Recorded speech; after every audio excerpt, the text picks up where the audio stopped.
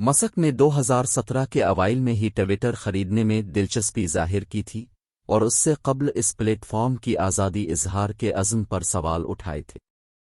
جنوری 2022 میں مسک نے ٹویٹر کے حصص کی خریداری شروع کی۔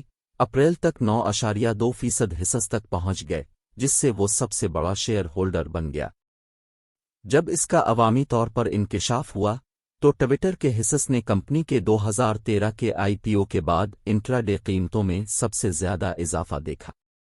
4 اپریل کو مسک نے ایک معاہدے پر اتفاق کیا جس کے تحت انہیں ٹویٹر کے بورڈ آف ڈائریکٹرز میں شامل کیا جائے گا اور انہیں کمپنی کا 14.9% سے زیادہ حصہ حاصل کرنے سے روک دیا جائے گا۔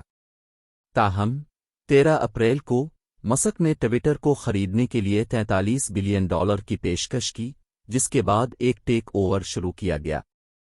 ٹویٹر کے 100% اسٹاک کو $2.20 فی شیئر پر خریدنے کے لیے بولی۔ جواب میں ٹویٹر کے بورڈ نے زہر کی گولی کے شیئر ہولڈر کے حقوق کا منصوبہ اپنایا تاکہ کسی بھی سرمایہ کار کے لیے بورڈ کی منظوری کے بغیر کمپنی کے 15% سے زیادہ کا مالک بننا مزید مہنگا ہو جائے۔ تقریباً $44 بلین۔ اس میں اس کے ٹیسلا اسٹاک کے خلاف تقریباً $12.5 بلین اور ایکویٹی فنانسنگ میں $21 بلین شامل تھے۔ معاہدے کے رد عمل میں اگلے دن ٹیسلا کی اسٹاک مارکیٹ ویلیو میں $100 بلین سے زیادہ کی کمی واقع ہوئی، جس کی وجہ سے مسک کو اپنی مجموعی مالیت میں سے تقریباً $30 بلین کا نقصان ہوا۔ ان میں سے اس کے خلاف جنسی اور نسل پرستانہ ہراسانی میں ملوث ہیں۔ ٹیک اوور کا اعلان کرنے کے ٹھیک ایک ماہ بعد مسک نے بتایا کہ یہ معاہدہ اس رپورٹ کے بعد ہولڈ تھا کہ ٹویٹر کے یومیہ فعال صارفین میں سے 5% سپیم اکاؤنٹس تھے، جس کی وجہ سے ٹویٹر کے حصص میں 10% سے زیادہ کمی واقع ہوئی۔ اگرچہ اس نے ابتدائی طور پر حصول کے لیے اپنی وابستگی کی توثیق کی، اس نے جولائی میں اپنے معاہدے کے خاتمے کا نوٹیفیکیشن بھیجا۔ ٹویٹر کے بورڈ آف ڈائریکٹرز نے جواب دیا کہ وہ اسے لین دین میں رکھنے کے پابند ہیں۔ 12 جولائی 2022 کو ٹویٹر نے باضابطہ طور پر مسک پر ڈیلاویئر کی چانسری کورٹ میں ٹویٹر کی خریداری کے لیے قانونی طور پر پابند ہونے والے معاہدے کی خلاف ورزی پر مقدمہ دائر کیا۔ اکتوبر 2022 میں مسک نے ایک بار پھر پلٹ کر ٹویٹر کو $4.20 فی شیئر پر خریدنے کی پیشکش کی۔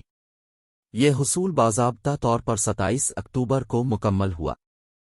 حصول کے فوراً بعد مسک نے ٹویٹر کے کئی اعلیٰ افسران بشمول سی ای او پیراگ اگروال کو برطرف کر دیا۔ اس کے بجائے مسک سی ای او بن گئے۔ اس نے بلیو چیک کے لیے ماہانہ $7.99 کی رکنیت قائم کی اور کمپنی کے عملے کے ایک اہم حصے کو فارغ کر دیا۔ مسک نے مواد میں اعتدال کو کم کر دیا اور دسمبر میں مسک نے 2020 کے صدارتی انتخابات میں ہنٹر بائیڈن کے لیپ ٹاپ تنازع کے ٹویٹر کے اعتدال سے متعلق اندرونی دستاویزات جاری کیں۔ سدرن پاورٹی لا سینٹر نے نوٹ کیا کہ ٹویٹر نے متعدد انتہا پسندوں کی تصدیق کی ہے اور حصول کے بعد لاکھوں ٹویٹس کے مطالعے سے پتہ چلتا ہے کہ مسک کی قیادت میں پلیٹ فارم پر نفرت انگیز تقریر زیادہ ظاہر ہو گئی ہے۔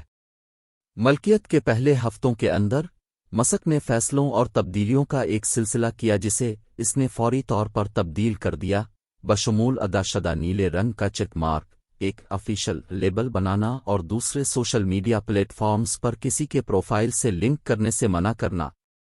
مسک کے انتظام کے تحت ٹویٹر کو کئی بڑے پیمانے پر بندش کا سامنا کرنا پڑا۔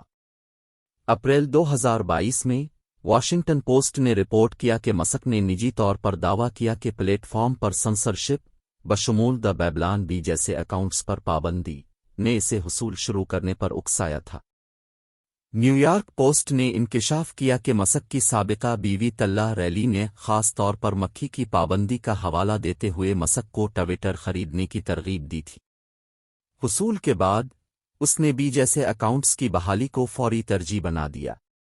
دی انڈیپینڈنٹ نے رپورٹ کیا کہ مسک نے ٹویٹر کا کنٹرول سنبھالنے کے بعد سے دائیں بازو کے کارکنوں اور اثر و رسوخ رکھنے والوں سے اپیل کی ہے اور نفرت انگیز تقریر اور بدسلوکی کی لہر شروع کی ہے جس کا مقصد لوگوں کو ہے۔